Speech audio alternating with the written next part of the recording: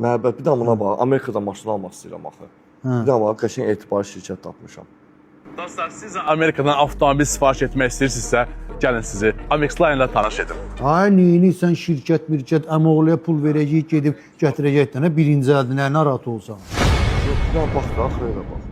Dostlar, belələri sizdən hər variantla aldadıb pulunuzu alacaqlar. Siz işinizi möhkəm tutun. Hə, qadan qalam, sənə zət verir. Hə, əmoğluya deyəm, kəlləməsi kəlləmədir. Bir dənə sən ölə gətirəcək. Sən ölə imamzada haqqı. Dostlar, belə işlərə sən ölə zəmanət verilmir. Siz yaxınlaşırsınız Amexline-a, rəsmi qaydada müqavilənizi bağlayırsınız, rəsmi invoice-ə ödəniş edirsiniz, sonra oturub avtomobilin gəlişini gözləyirsiniz. Hətta sizin satışmayan pulunuzu Amexline sizə görə ödəyir.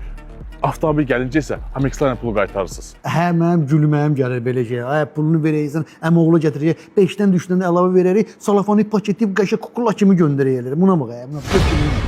O yandaşdan denən ki, biz də avtomobili salafanlamaq, gətirmək, bax, hər şey ödənişə daxildir. Ona görə əlavə xərc tələb olunmur. Hə, boş söhbətdir, dana eləyir. Hə, belələrinə inanmaq olmur. Sənin kimi şabalıtlar deyil, cəmaatı alladır, pulunu alır, bir maşını 5 adama satırlar. Ged işlə məşğul ol.